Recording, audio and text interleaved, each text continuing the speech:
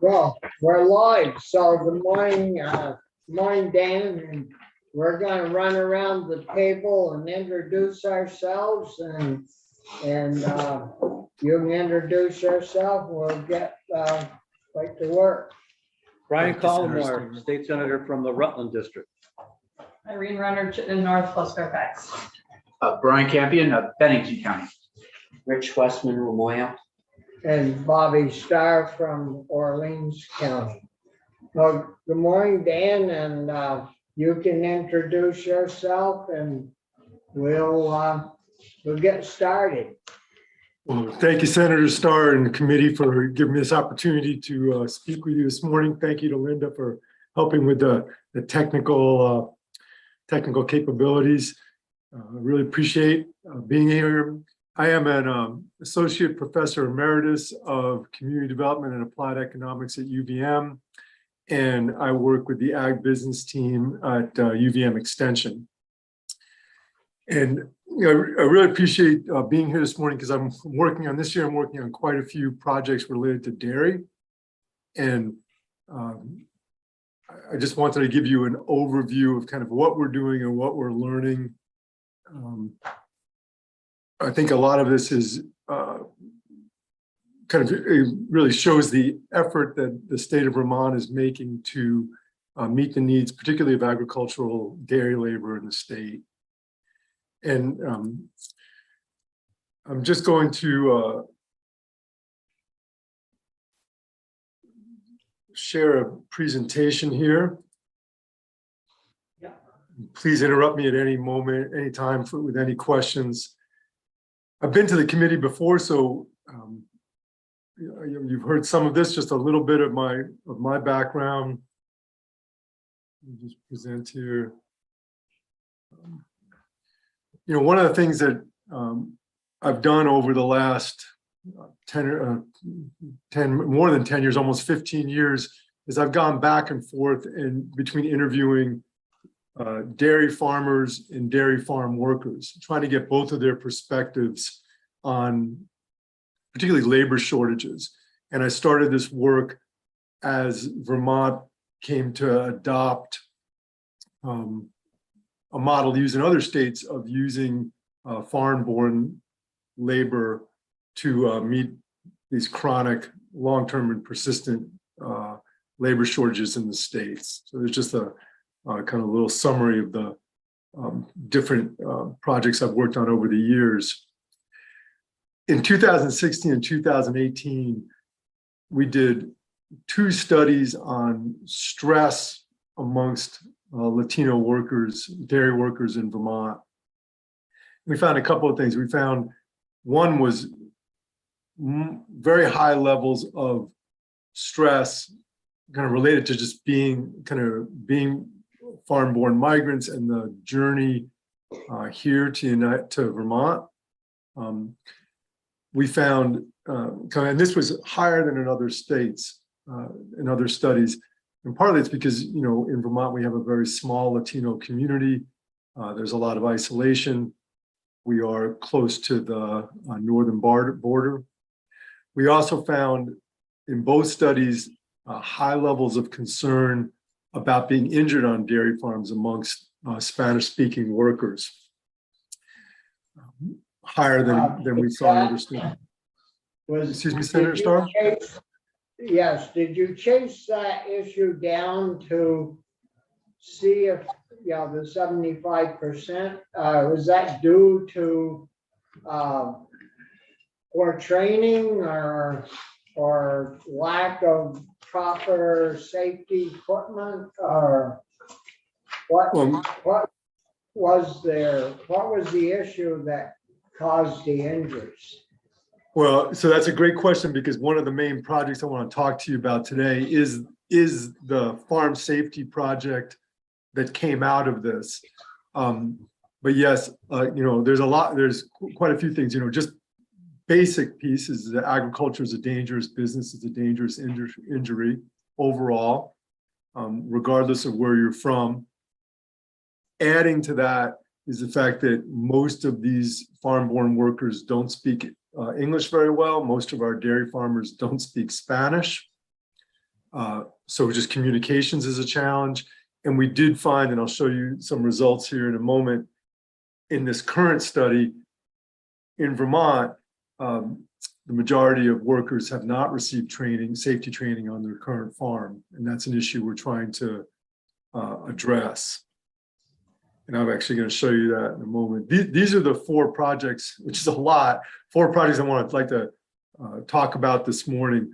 One is a dairy farm safety funded by the Northeast Dairy Business Innovation Center through the Agency of Ag. A second one is farm worker housing, which also kind of was one of the stressors that came out of those stress studies and that I presented to this committee a couple of times over the last couple of years, and that has been funded through VHCB. Program. How's that, Dan, how's that working out, that Champlain Housing or somebody up there looking after that, right? Champlain Housing Trust has received the money, and they're managing all the finances for that, and we are doing the outreach. I'm going to give you a little overview of that. I think that program is doing very well and showing very strong demand on the part of farmers. And I think, one of the things that has been surprising is the willingness of farmers to take out a forgivable loan, but actually taking out a loan to build this housing. Yeah. Farm worker mental health. And then the last one I'll talk about today is assessing the transition from cow dairy to goat dairy. Yeah. Just give a little, and I want to give you all of these projects are in process. So I don't have final results, but I have some preliminary results I can share with you. So Senator Starr? No, that sounds good, Dan, and we'll let you proceed. Okay, and please do ask me questions, at any time. So the Farm Health and Safety Project came directly out of those stress studies funded by the DBIC, Dairy Business Innovation Center. In Vermont, we have not had a Spanish language farm safety training program, something they have had in New York State. And for this project, we are doing interviews with farm workers to kind of get their take on their interests. I've also been speaking with farmers to get their take on kind of their interest in farm safety. And then we have begun a farm safety training program with the Northeast Center based over in New York. And so to date, we're aiming for 100 interviews with farm workers in Vermont and 75 to 100 in New York. We've done 58 surveys so far, and I've entered data from 41. So what I'm going to show you here coming up are the results from just 41 interviews so far. Dan, can I ask you, where is Otsego County? Otsego County, it's around Cooperstown, Okay. sort of in central New York. Yep. Thank you. Yep. And there's and that's actually where the Northeast Center for Occupational Health and Safety is located. And so they're moving out from there. All the results here today are from Vermont, and we'll have the results from both Vermont and New York in a couple of months. So what we found is that less than 50% of farm workers that we've interviewed received any safety training on their current farm. And for those who did receive some safety training, about a third were trained by a co-worker, which kind of always raises questions about who trained the co-worker. About a little over a quarter were by the farmer and about a quarter from a professional. And oftentimes those trainings by professionals are something that is offered through, sometimes through the milk processor, and sometimes through nutritionists or the vet. But more than half said that they have received no safety training on the farm, and really 90% said they would like more additional safety training. So there is strong demand amongst the farm workers for safety training. We saw more than half have had some prior injury on dairy farms, which is not surprising. About half of those saw a doctor and half didn't. In most cases, the farmer paid to go to that doctor, and about a quarter still suffer from that injury. And sometimes it's suffering in a minor sense, like a scarring or musculoskeleton, and sometimes it's more serious stuff like nerve damage that's still bothering them. This is one of the things that we found that I think has been interesting. So I've talked to about almost 20 farmers, and when I asked the dairy farmers, about their interest in farm safety training, very consistently, the first things that come up is large animal handling and skid steer and equipment. Those are pretty consistently like the two things that a farmer would say that's what they would like their workers trained in. It's a little different result when we're asking the migrant farm workers what they're interested in. 63% said they're interested in personal protective equipment and training on PPE. Same amount would like training in chemical injury. And so we do hear, whether it's, barn cleaners or teat dip, farm workers come into contact with a lot of fairly strong chemicals on a daily basis. And they'd like more training in chemical safety and in safety in the milk parlor. The vast majority of these workers are milkers and want to work want to understand milk parlor safety, animal handling after that. And skid steer, only about 40% of the workers, the Spanish-speaking workers, drive a skid steer. So it's not surprising that skid steer comes up as fairly low on the list. Of those who do drive a skid steer, about 50% said training was very important.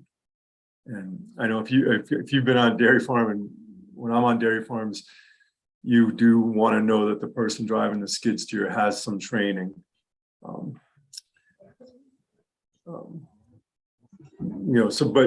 Different than, so the rankings and the priorities are a little different between the farm workers and the farmers. And it was one initial finding that I've been sharing with farmers. I think they found that interesting. The other thing is we've been asking about a broad range of interests in training, including some kind of maybe novel areas. The World Health Organization, Center for Disease Control, is very concerned about transmission of zoonotic diseases, diseases that can move from animals to humans. There's actually quite a few of these diseases on dairy farms. Some tuberculosis, for example, some skin diseases. And what we're finding from workers is that the 3/4 of them have not received any training on that. And about half are very interested, another 46% moderately interested in getting that training. Also in kind of the non-traditional safety training areas, 3/4 said they'd like to actually learn something about how to manage their stress, like what they can do themselves to manage their stress. And one of my colleagues at UVM, Naomi Walcott McCausland, who runs the Bridges to Health project, this is just something that she found in an interview with one of the workers, and it tracks very closely with what we're finding, that these workers do have high levels of stress. They do feel quite isolated. Beyond injury, a lot of them are just like they miss their family and friends, and and they can actually keep them from sleeping well. It can affect their attention on work, things that have direct connection to farm safety. And in this particular case, this person got some outreach through the Bridges to Health program at UVM Extension to do yoga and found that was helpful. I know in one interview that I did with a guy up in the Northeast Kingdom, he said he went on the internet and found and learned and basically taught himself how to meditate, and that has helped him sort of manage his stress levels. So something like, again, like it's like, farm safety and the things that affect farm workers, and that basically reduce the likelihood that a farmer is going to have a farm worker get injured. A little broader, little broader discussion than I think we often have. We started our farm trainings last week here in Vermont. We're going to be doing 25 farms with funding from DBIC. We're being trained. Betty Getty from New York State and Ideal Dairies coming over, and she does the trainings. I went to this one in the photo here. Farm workers very interested, very engaged. These are trainings in Spanish. The other thing I've found I just want to share is, and you community is probably aware of this, but it's just always interesting to me. Our farm workers move between Vermont and New York frequently, and it really is a different scale of dairy over in New York. And because of that scale, many of those farms do fall under OSHA regulation and are much more concerned with OSHA enforcement here in Vermont than we do here in Vermont. And so dairy farmers over in New York reach out and train their workers more frequently, regularly, annually, to meet OSHA regulations. And so we do see that many of the farm workers that have received training, farm safety training, that are working here in Vermont, received that training while they were working on a dairy over in New York State. I just have this recommendation. Right now, this training program that we're running is basically a grant through DBIC. And I know that my colleague, Naomi Walcott McCausland, who has community health workers out in the state, is also on a grant.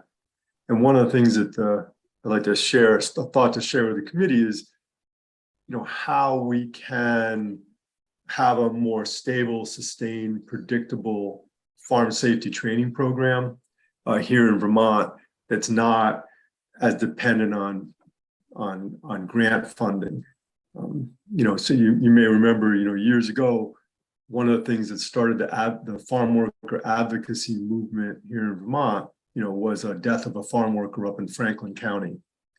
And those deaths and serious injuries are tragic and stressful for the industry. And here in Vermont, we definitely have we're meeting a need right now for training. But as one farmer said, she's like, I want, every time I get new people on the farm, I want to know that they're trained. And she wants, regular annual or even every 6 months training for workers. And it does seem from this research that we're doing that workers also want that. Senator Starr, you asked about the housing program. So to kind of switch into a different project. So this is that VHCB funded Champlain Housing Trust farm worker housing program. This is just some background. This is from the stress survey that we did.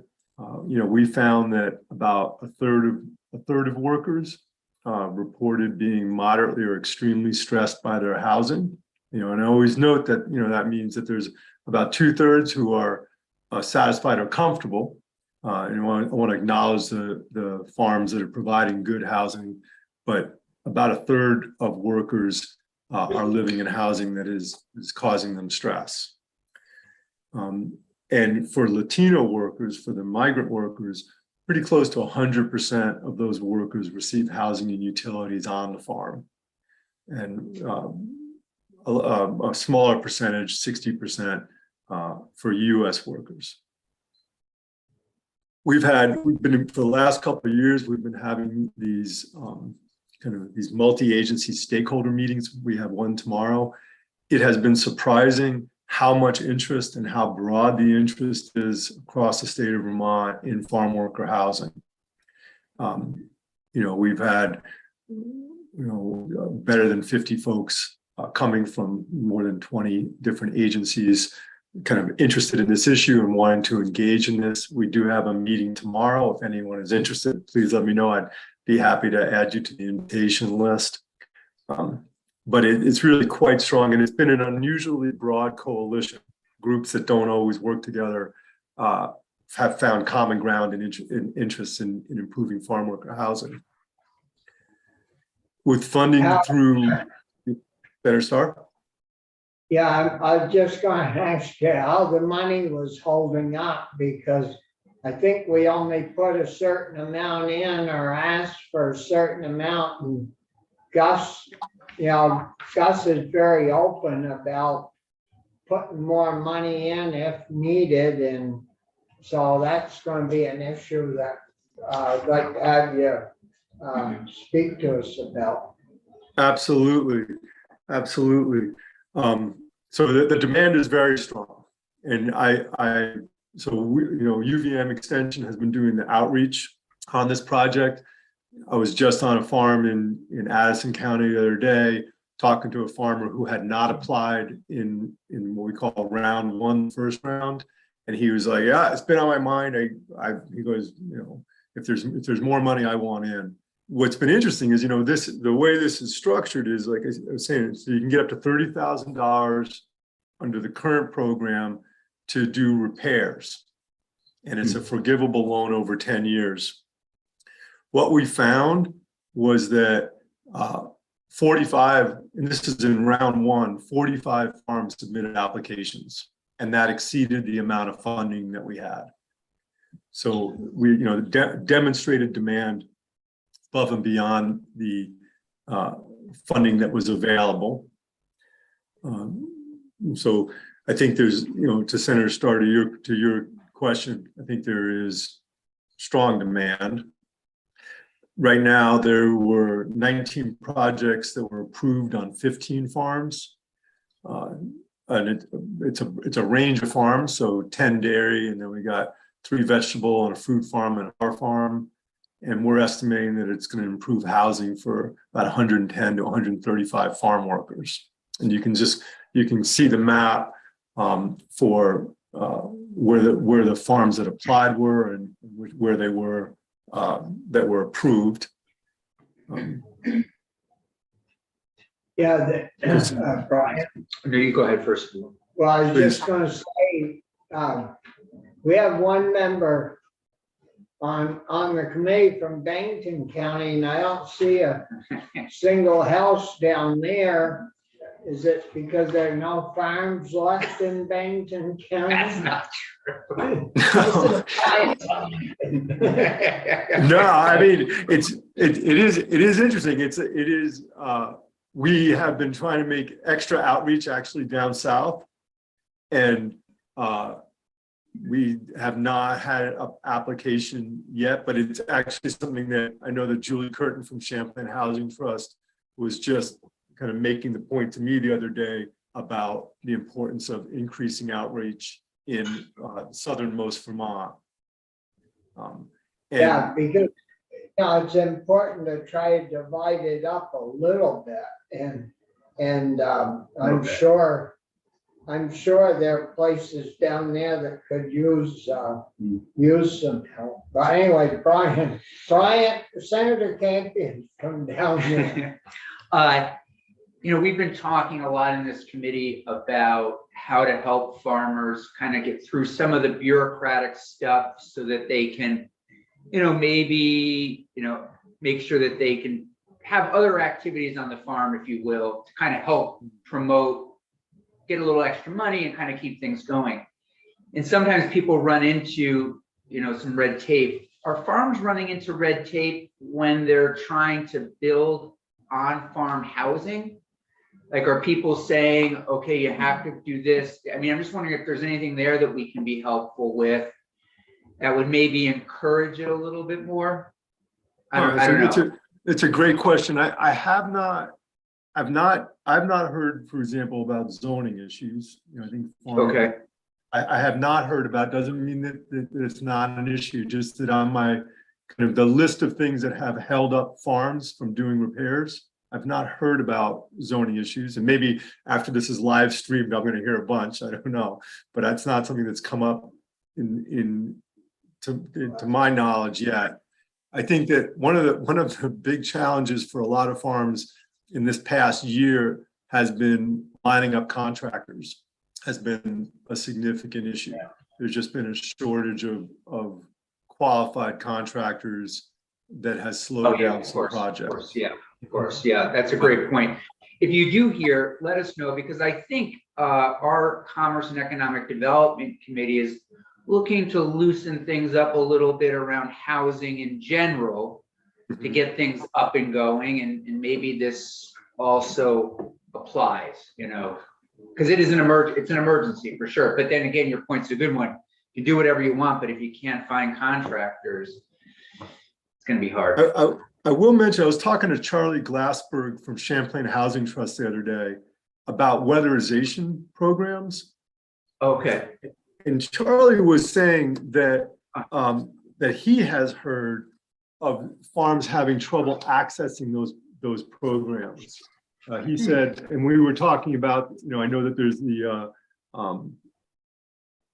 ag energy program that I think is kind of just beginning, but he was saying that like the RAP program is not well suited to farms because of the big business structure of farms. And that Efficiency Vermont has confirmed it's a little bit hard for some farms to qualify. And weatherization and energy improvements, if you consider windows and doors and insulation, that is kind of one of the most common applications that we've found for this program. So if weatherization for farm worker housing became easier, I think it would actually augment this particular program. So I think I'd be happy to, if you know, I'm sure we all would be, but if that person wants to email one of us, I mean, I'd be happy to look into it. I know Senator Westman's very close with the chair of Natural Resource and Energy. You could probably talk to Senator Bray. Yeah. Bring him right down. Hooked at the hip. Okay, I'm gonna pass it along to both Charlie Glassberg. Yeah, and please, that would Julie be great, Curtin at because- Champlain Housing Trust. Yeah, I'd be very curious because weatherization is a great way, it's so important. It saves money, it's great for the environment, and we hate to see farmers missing out on that. Yeah, I mean, I think one thing that we've heard from farmers, and Charlie confirmed this yesterday, is that the weatherization program itself is really strained by all the applications, and that there's a 1 to 2 year wait time is what we've heard. Now, that's anecdotal, but we've heard of long wait times to do weatherization. And I think there's, whether it's Efficiency Vermont or CBOEO, it would be, if that's something the committee is interested in, it'd be worth talking to them about how to make that program more accessible for farms. So that's a great question. I'm so glad you asked that, because that is something that has come up quite a bit. The $30,000, is that, do you know if that's hooked to the economic development and housing in the state? Well, they have a program that you can, a homeowner with multi-family units for rental, they can get $30,000 to fix up an apartment, and up to $50,000 if there's more than, I think, 3 units hooked to a house. Richie, what was that number we got? We got 30, and then some are 50. But Yeah. the 50 was it for 3 or more? Do you recall? I can't remember. No. Do you think that, is that 30,000 a pretty good number, Dan?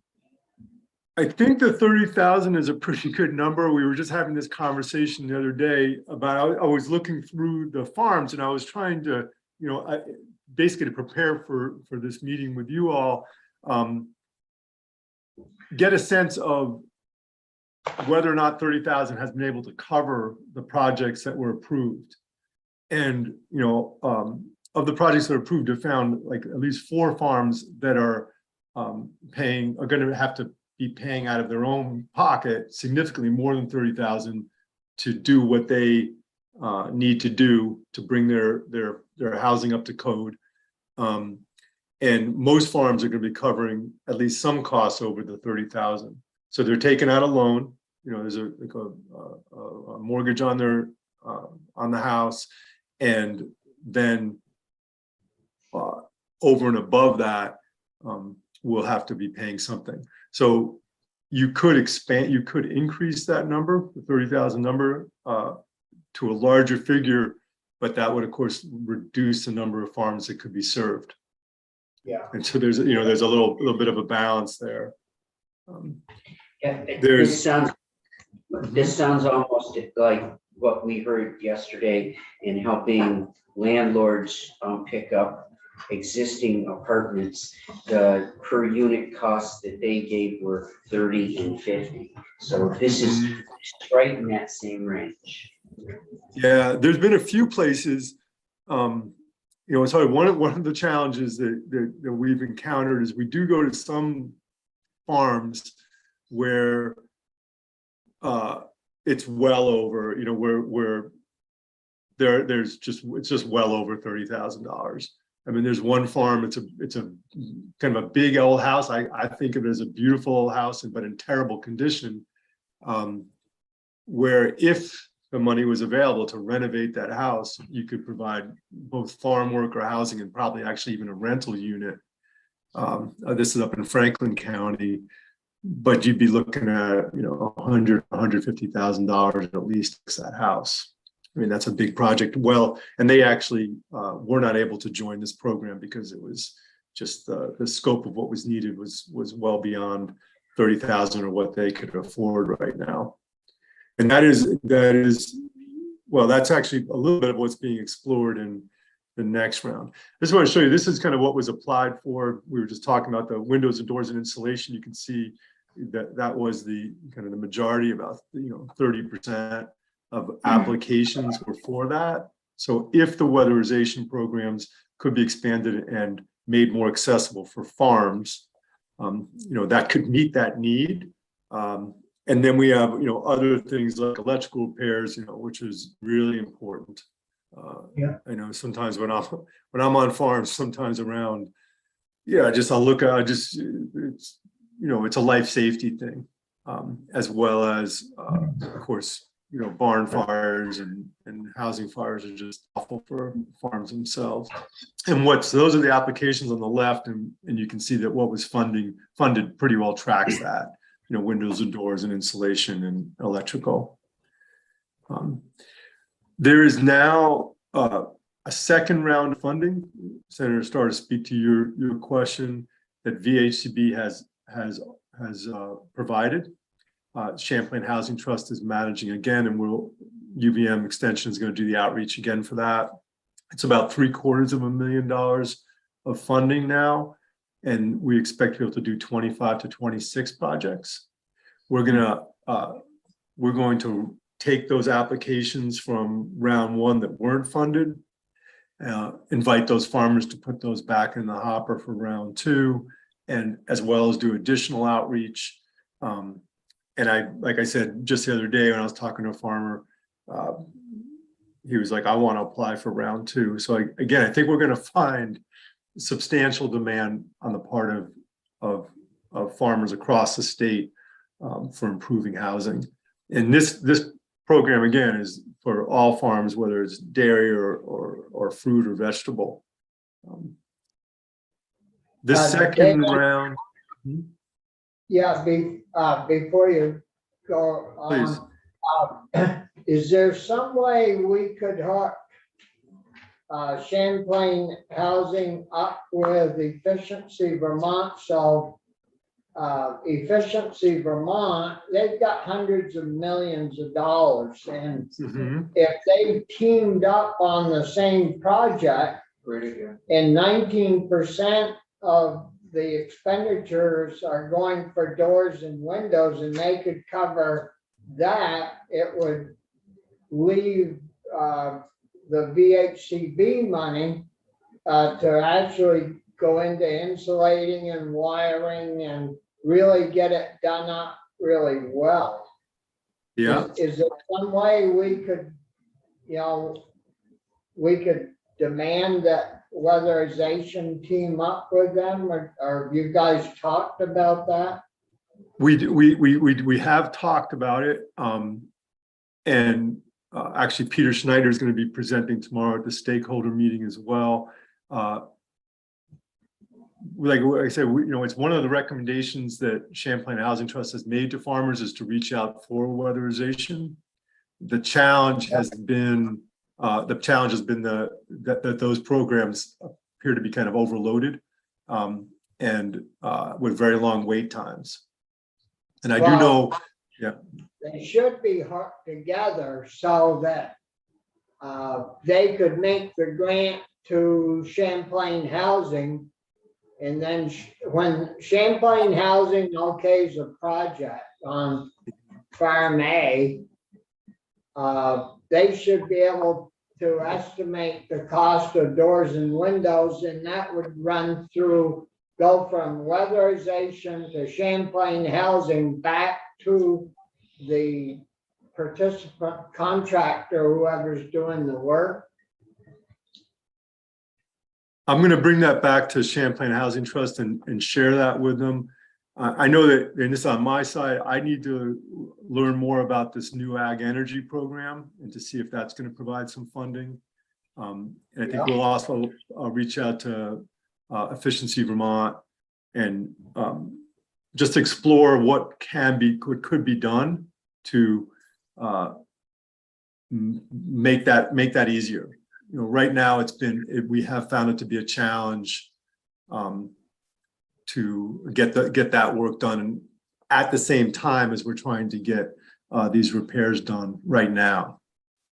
Yeah. So Senator Starr, I think with the committee's help and with the Commerce Committee's help, I think that is certainly helps incentivize that movement, that connection that you're talking about.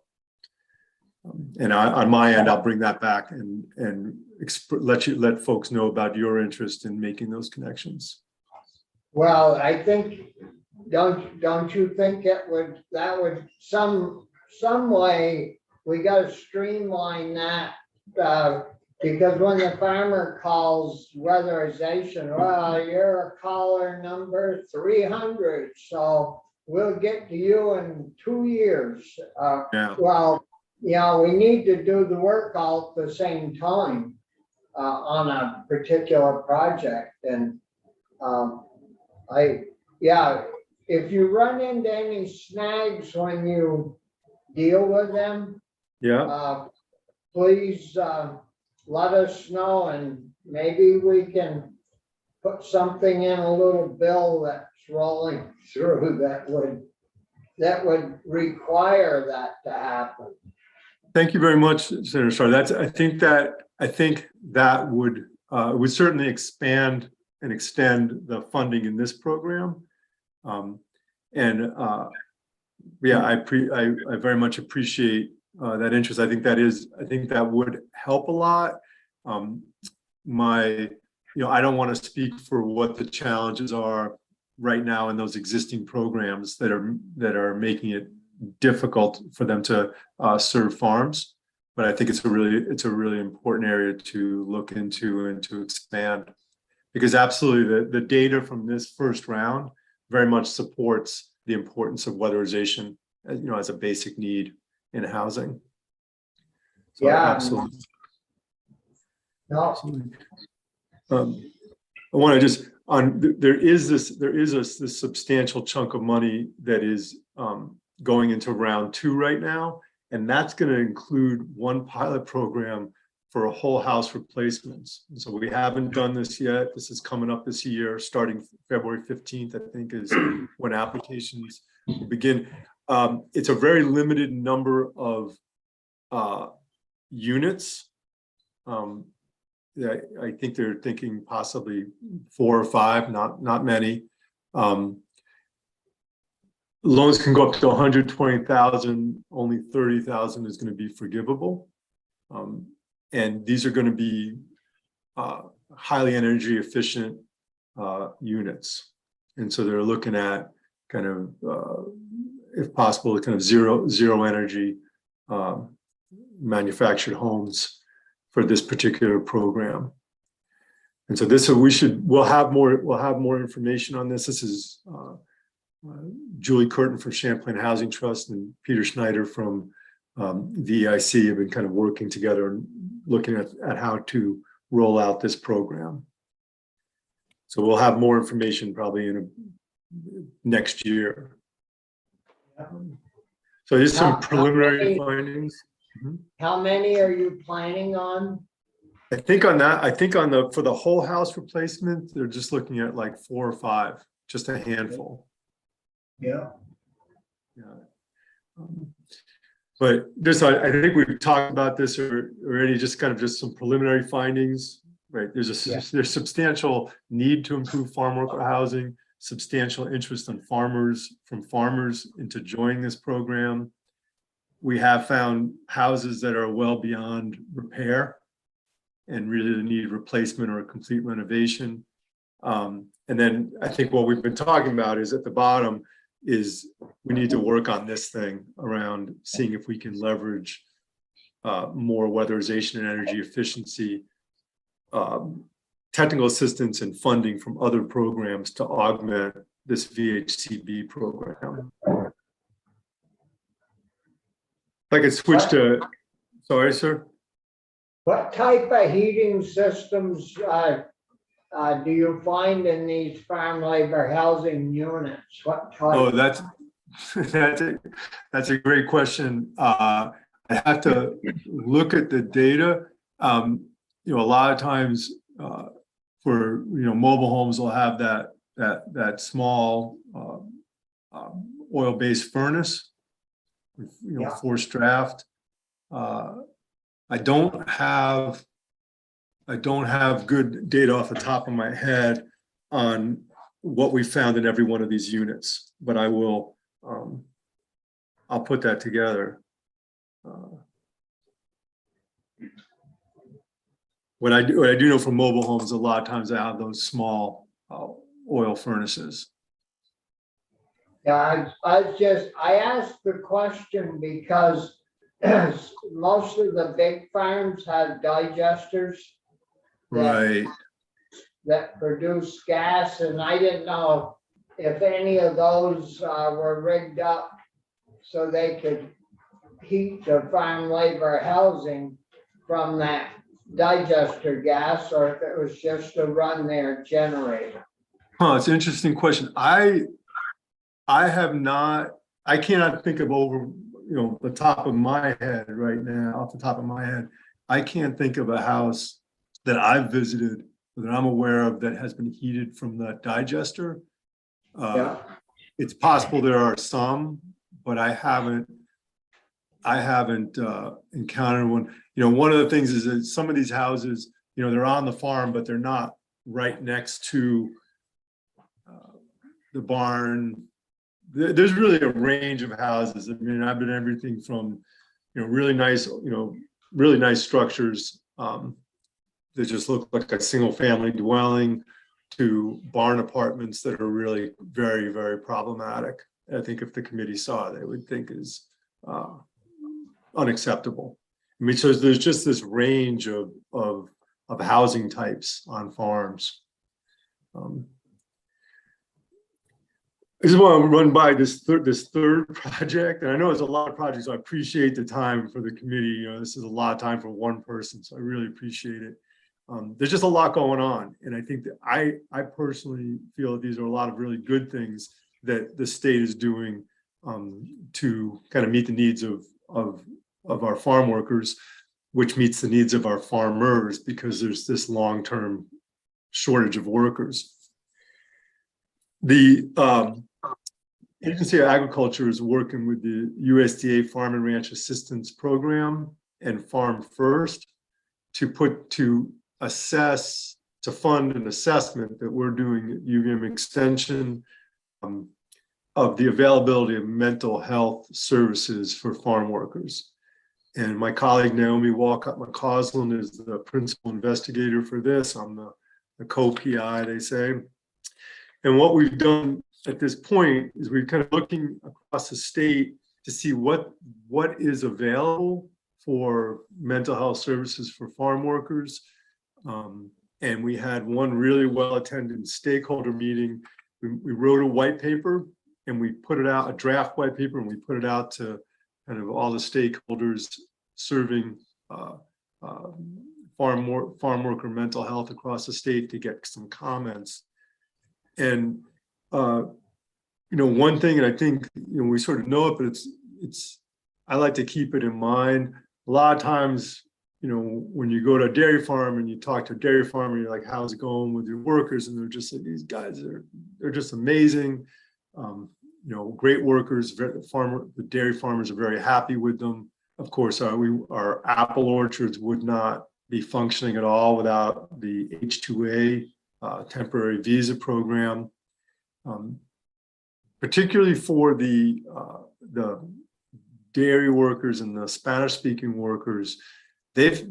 Many of them have had a really rough journey up here, and it's what we're seeing now is more women coming up and more families coming up, and this is something that Naomi wrote.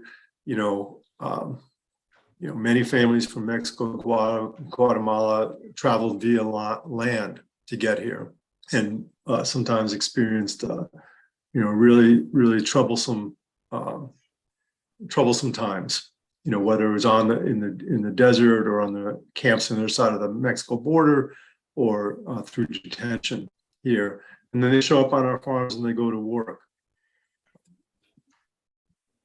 Oftentimes isolated on rural dairy farms. I mean, these are all things that raise concerns about kind of mental health and mental well-being. The little graphic here is, I think, something interesting. When we think about, sometimes you think about mental health, you think about just those folks that are in crisis, but really mental health services is really trying to prevent people from getting into a crisis state. And what we really want is folks that are thriving, doing really well. What we found, and this is kind of preliminary, what we find is that we do have a number of organizations working on the thriving end of the spectrum, helping people on the mental health. And those services there's a broad range of things that we're doing here to help people stay healthy. Increasing access to healthcare services, making sure there's food security, providing education, making sure folks know their rights, providing good housing to reduce their stress. On the other end of the spectrum, we really have a serious challenge here in the state of Vermont. We do not have enough bilingual mental health counselors. Really, the Open Door Clinic in Addison County, I think, kind of maybe the only clinic that has a bilingual clinician on staff. And what Open Door has found is that with a clinician available, they've seen very significant increases in utilization of those services. So there's a real need and a real demand for the more serious, kind of the more clinical side of mental health services. And I'm sure the community, this has come across the community's awareness, but I just want to put a plug in for this. If you're interested in kind of understanding what's going on with migrant farm workers here in Vermont, I can't recommend the Most Costly Journey enough. It was originally individual pamphlets, but now it's been put into a book, and I found the booklet, kind of being able to see all these stories, just was much, much more powerful.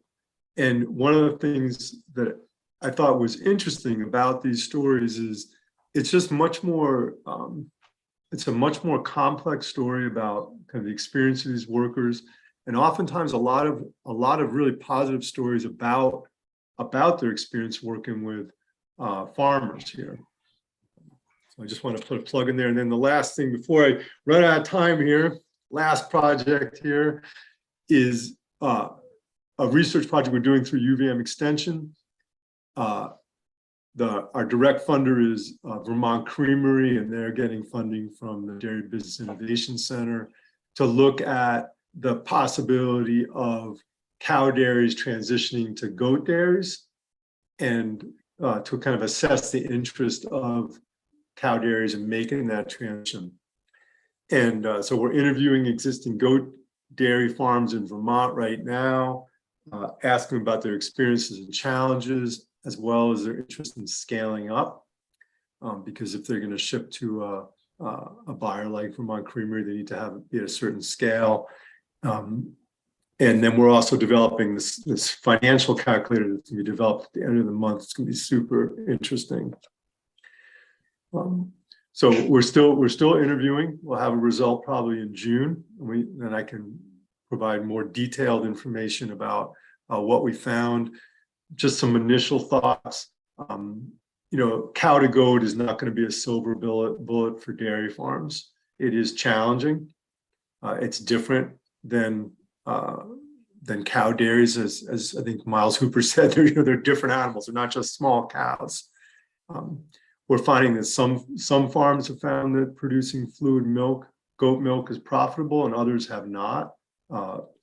We've also found farms that have been able to access value-added goat milk markets seem to be doing a little bit better.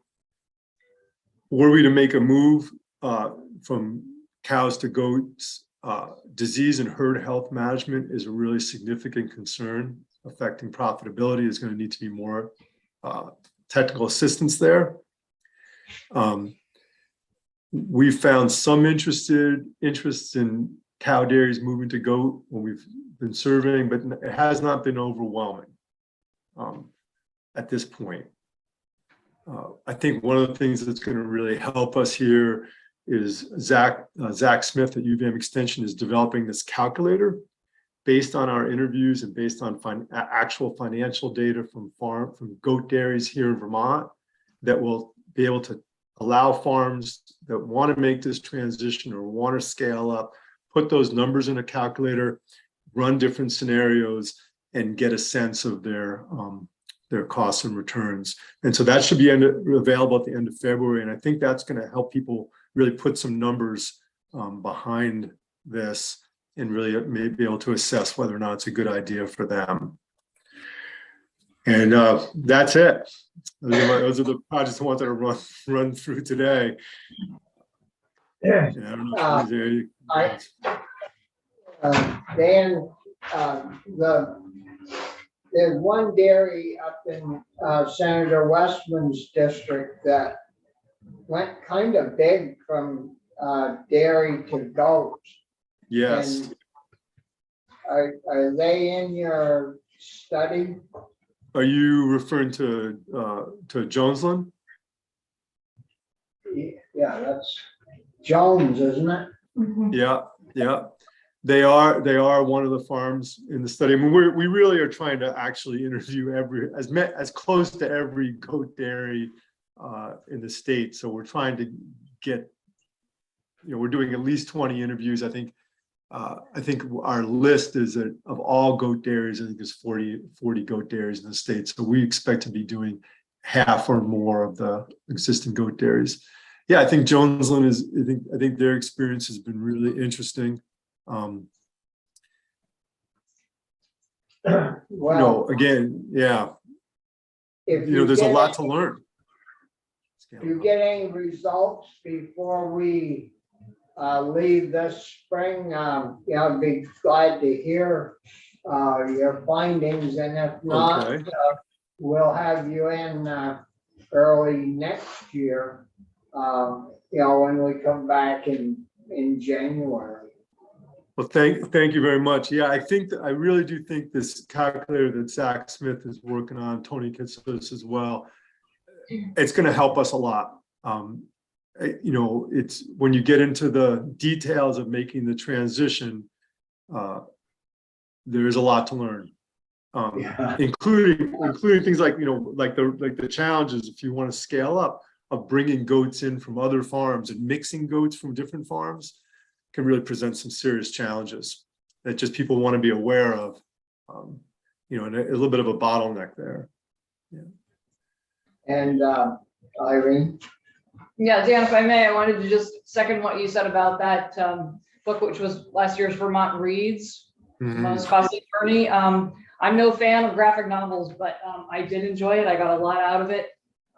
For people who are looking for a copy, a lot of libraries are still giving them away free. So no excuse not to pick up your copy at your local library. And it just took me a couple hours on a plane to read it. It was excellent, really well done, and just really magnifies the plight of these folks and the differences. There's a lot of diversity among those farm workers for anyone who just thinks, everyone came from the same place or has the same mindset. It just showed a breadth of experiences in their lives and just gave me a better sense of who they are and their struggles and how much of a help they are to all of us.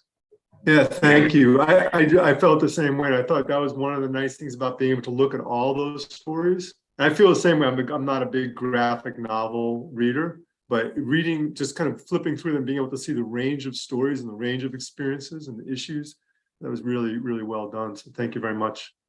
So again, Dan, I want to thank you for your time this morning, the work you've done in regards to these issues. And again, if you run into a snag about coordinating the weatherization with the housing part, please, get back to us.